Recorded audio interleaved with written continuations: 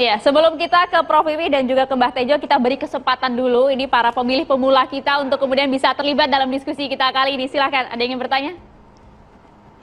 Baik, Assalamualaikum warahmatullahi wabarakatuh. Saya mau bertanya kepada Prof Wiwi dan Bang Habibur Rahman. Ini pertanyaan yang berkaitan, Prof. Pertama, saya perkenalkan, nama saya Satria Tulus dari Universitas Muhammadiyah Jakarta. Untuk Prof Wiwi, saya bertanya terkait respon, terkait apa yang disampaikan Bung Roy dan Bung Hakim terkait kecurigaan, distrust akibat ada 3 mic yang tertempel di telinga cawapres kita Gibran Rakabuming Raka. Kemudian untuk Bung Habibur Rahman, ada pertanyaan juga, distrust ini, kecurigaan ini sudah muncul dari awal.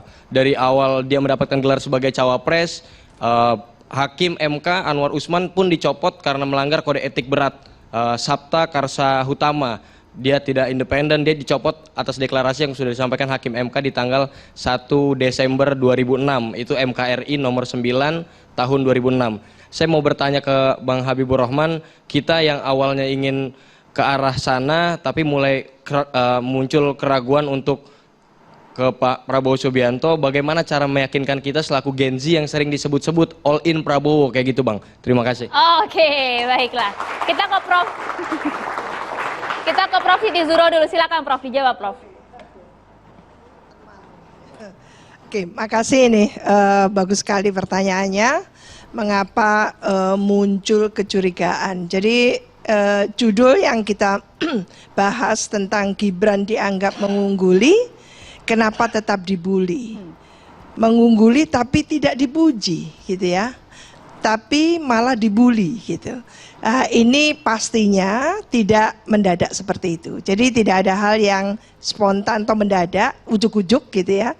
Pasti ada rentetan. Jadi rentetan itu yang menjadi memori gitu ya, publik gitu ya, secara luas. Bagaimana Gibran muncul, melalui mekanisme proses seperti apa, lalu di situ ada perdebatan yang luar biasa polemik tentang munculnya Gibran karena ada MK, ada MK gitu kan, dan itu semua sudah dibahas. Sebetulnya itu yang menjadikan, katakan gitu ya, lalu sorotan itu waktu debat cawapres itu akhirnya ke Gibran gitu ya. Dilihat, coba kalau yang mic-nya 5 tadi itu, 5 apa 3 ya? 3, itu ada di Pak Mahfud gitu ya. Seandainya ada 3 tadi itu di Pak Mahfud, nggak ada yang curiga. Nggak ada yang curiga. Tapi begitu ada yang aneh sedikit saja, karena sorotan itu tajam ke Gibran. Ini kenapa anak kok muncul menjadi cawapres? Padahal Solo belum selesai. 2 tahun kan gitu. Mungkin pertanyaannya seperti itu. Saya membacanya gitu ya. Sehingga ketika Mas Roy itu menemukan seperti itu menjadi perdebatan. Lah dalam demokrasi trust building itu wajib.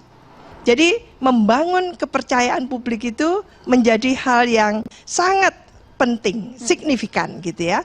Karena sekali tidak dipercaya, itu sekali lancung ke ujian gitu ya, sekali tidak dipercaya itu parah ya. Jadi terus menerus akan ditagih kepercayaan tadi itu. Nah ini yang membuat memang posisi Mas Gibran yang seperti penilaian ya, pasti ya kayak paslon nomor 3 dalam hal ini tadi Mas Ciko mengatakan enggak hebat-hebat amat gitu. Lah jadi suara itu tidak tunggal, saya tidak mengatakan satu, tunggal, tidak tunggal. Penilaian itu sangat variatif gitu ya, sangat variatif, dan ini yang menyebabkan tentunya orang muda jangan sampai terstigma karena apa performance gitu ya Mas Gibran yang menimbulkan gitu ketidak bangga mereka itu kepada Mas Gibran. Maka yang harus ditampilkan oleh Mas Gibran adalah kejujuran. Saya senang kalau dia sangat flowing, sangat artikulatif gitu, tidak ada masalah. Tapi tadi itu substansinya, bukan sekedar etes ngomong gitu ya, tapi substansinya ada nggak? Kalau kemarin bagaimana Prof menurut Anda? Pertanyaan yang berkualitas itu adalah pertanyaan yang tidak berhenti di tengah jalan. Pertanyaan itu tidak boleh menggantung. Pertanyaan itu harus full stop, titik, sampai titik. Kemarin kurang Jadi jelas. kalau saya tanya ke katakan Mas Roy, Anda tahu SDSB ini sudah diberhentikan. SDSB yang saya maksudkan adalah ini. Bagaimana mengenai itu tentang itu menurut Anda? Lah itu selesai sampai selesai. Jadi bukan hanya bertanya tentang singkatannya, bukan. Untuk RI 1, RI 2, ini pemimpin loh ini nasional. Jadi bukan tanya tentang singkatan, bukan. Tapi kedalaman dari singkatan itu berkaitan dengan tema tentang ekonomi. Karena Mas Gibran ini ahli tentang ekonomi gitu kan, paham gitu ya, sudah wali kota dan sudah mengeksekusi berbagai program, maka pertanyaannya itu detail. Jadi diberikan satu prolog seperti itu dulu, baru bertanya. What do you think? Kan gitu. Apa pemikiran Anda? Lah, ketika kita menyaksikan, dia pun tidak tahu kepanjangannya dan masih melihat apa ini? Tadi itu ya, SG apa? IE. SGIE gitu ya. Itu dia masih melihat dan menerjemahkan itu juga melihat setiap kosakatanya.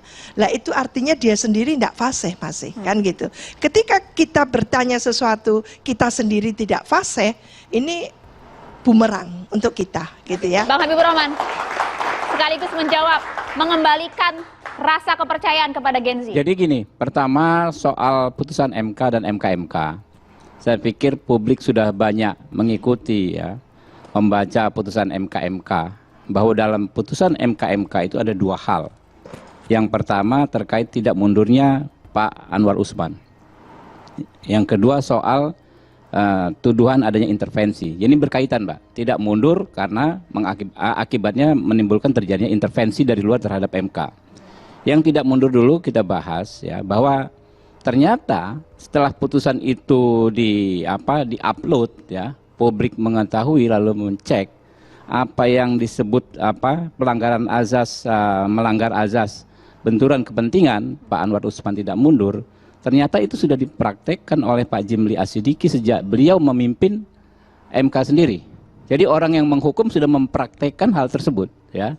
Karena ketika itu beliau beberapa kali dalam hampir semua edisi pimpinan MK menguji pasal-pasal yang ada kaitannya dengan diri mereka. Bahkan seorang Saldi Isra menguji sendiri pasal yang menguntungkan dirinya sendiri. Nah ini publik mengetahui. Lalu yang kedua soal akibatnya, karena nggak mundur disebut mengakibatkan intervensi. Tidak ada satu bukti pun, tidak ada satu saksi pun, tidak seorang hakim konstitusi pun, tidak satu lembar dokumen pun membuktikan adanya intervensi dalam perkara nomor 90 tersebut. Lalu ada dua putusan MK yang diputus oleh 8 hakim MK tanpa Paman Usman. Ya kan ya? Putusan 141 ya, mengatakan bahwa ada 3 poin yang penting menurut saya. Pertama, dalil pemohon ya kan untuk menguji kembali konstitusionalitas pasal 169 huruf Q tidak dapat dibenarkan karena dalil tersebut dianggap sudah benar. Yang kedua, dalil pemohon bahwa terjadi intervensi ya yang membuat ketidakpastian hukum. Nah, itu dalil ketiganya tidak dapat dibenarkan. Ini produk 8 hakim MK tanpa Anwar Usman. Lalu putusan MK yang terbaru minggu lalu 131 ini menguji nggak ada kaitan dengan pasal 169 tapi menguji pasal 17 Undang-Undang Kekuasaan Kehakiman. Jelas disebutkan di situ bahwa yang namanya erga omnes ya kan ya, bahwa karakteristik perkara di MK yang mengadili hal ihwal terkait kepentingan semua orang ya, membuat yang namanya benturan kepentingan menjadi tidak relevan di MK. Ya.